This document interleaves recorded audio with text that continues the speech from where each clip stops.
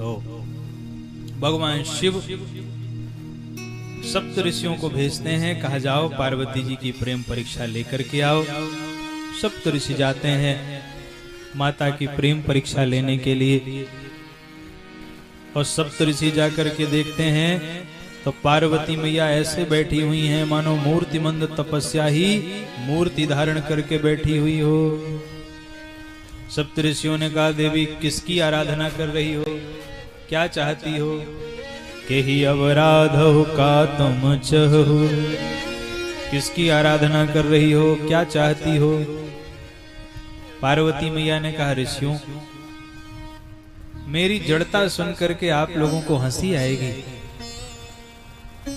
मेरा मन मानने को तैयार नहीं है। वह नदी के बहाव में दीवार बनाना चाहता है। मेरा अविवेक तो देखिए कि मैं साक्षात भगवान शिव को पति के रूप में प्राप्त करना चाहती हूँ। यद्यपि मुझे पता है कि कठिन है, लेकिन फिर भी मेरा मन मानने को तैयार नहीं। मैं शिव की आराधना कर रही हूँ और शिव को पति के रूप में प्राप्त करना चाहती हूँ। तो सुनत बचन बिहसे ऋषय, गिरि संभव तव देह। सप्तऋषि हंसने लगे। सप्तऋषियों ने कहा, तुम्हारे गुरुजी कौन है? पार्वती ने कहा, नारद जी महाराज। बोलो हो, नारद जी ने सिखाया। नारद जी कब से घर बसाने लगे? वो तो दूसरों का घर उजाड़ने के लिए जाने जाते हैं। और नारद कर उपदेश सुनी, कहो बसो किसुगे। आज तक किसी का घर बसा है नारद जी की बात मान के? तो तुम्हारा ही बस जाएगा देवी। इसलिए नारद जी के कहे में ना आओ। नारद जी की बात को जो मानता है वो तो भिखारी बन जाता है। चित्रकेतु का क्या हाल किया, हिरण्यकश्यप का क्या हाल किया, सारा जगत जानता है। इसलिए जो नारद के वचनों को माने वो भिखारी बन जाए।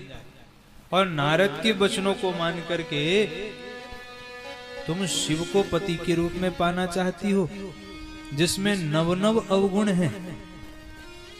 देवी अभी भी कुछ नहीं बिगड़ा है।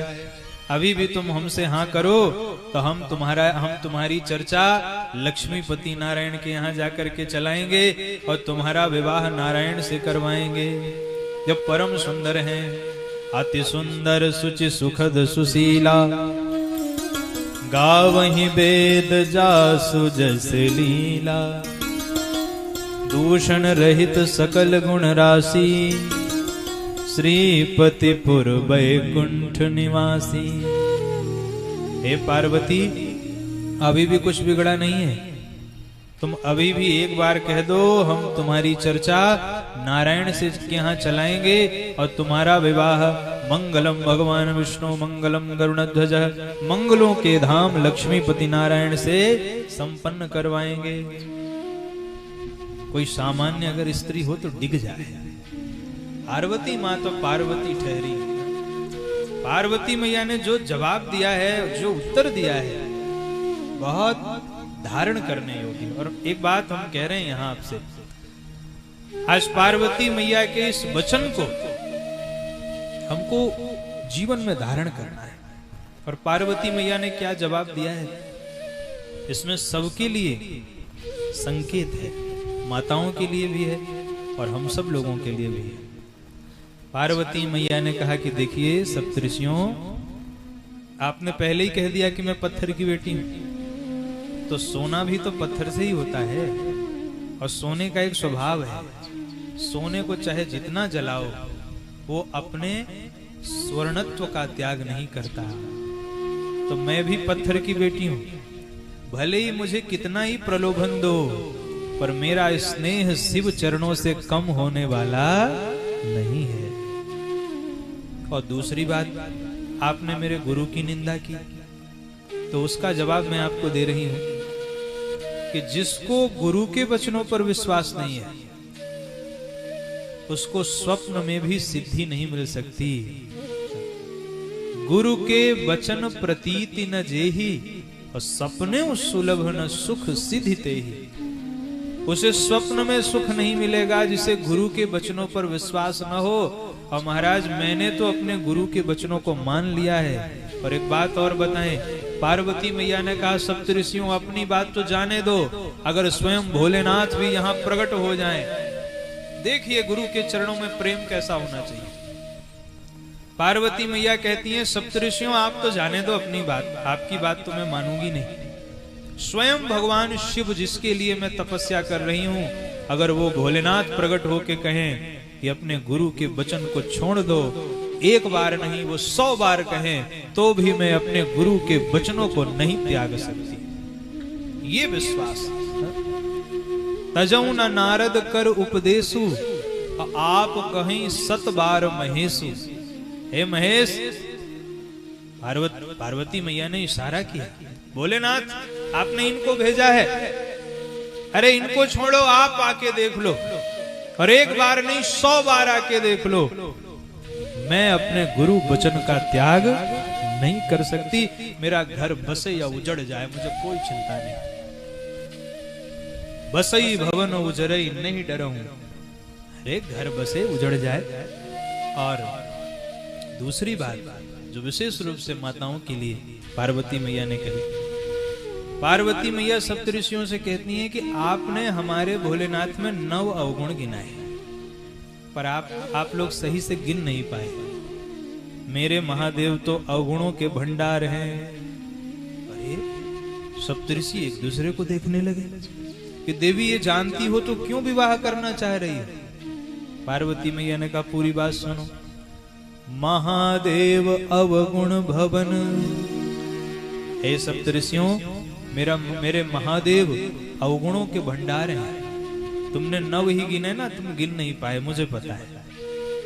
और इसके विपरीत तुमने भगवान नारायण में 9 सद्गुण गिनाए, पर वो उसे भी तुम नहीं गिन पाए। भगवान विष्णु तो सद्गुणों के भंडार है। महादेव अवगुण भवन, विष्णु सकल गुण धाम। कहा देवी जब इतना जानती हो तो फिर क्यों विवाह करना चाह रही है। पार्वती मैया ने बात कही कि जेहि कर मन रम जाई सन, तेहि तेहि सन का। हे सप्तऋषियों, जिसका मन जिसमें लग जाए उसका तो उसी से ही काम है। अब मेरा मन भोलेनाथ में लग गया तो मेरे लिए अब चाहे उनमें गुण हो या दोष हो, अब मैं तो उन्हीं को पति के रूप में प्राप्त करूंगी, किसी और को नहीं। मैं यह जन्म संभुत हारा, को गुण दूषण करे विचारा। एक बार जब किसी में समर्पण हो जाए तो कभी भी उसके गुण दोष के आधार पर कोई निर्णय नहीं लेना चाहिए। एक बार अगर किसी में समर्पण हो गया तो वह जैसा भी है उसे उसी रूप में स्वीकार करके और सारा जीवन पातिव्रत धर्म का पालन करके अपने धर्म से मुख नहीं मोड़ना चाहिए। ये पार्वती मैया ने संकेत किया कि जो गुण दोष देखना हो पहले देखो, और एक बार समर्पण हो गया तो उसे अपनाओ। इसलिए पार्वती मैया ने कहा कि अब गुण दोष पर कौन विचार करे, पहले आते तो विचार होता, अब आए हो जब कुछ हो नहीं सकता। एक ही मन और वो शिव के चरणों में समर्पित। सप्तऋषियों ने हाथ जोड़ लिए कि माँ हम आपकी क्या परीक्षा लेंगे, हमें तो भोलेनाथ ने भेजा, उन्हीं की आज्ञा पालन करने हम यहाँ तक आए, बाकी बच्चा माँ की क्या परीक्षा ले। हाथ जोड़ते हुए सप्तऋषि वहां से गए और जाके शिव जी को पूरी बात बताई। भोलेनाथ ने जब पार्वती जी के प्रेम को सुना, भोले बाबा की समाधि लगी। भोले बाबा समाधि में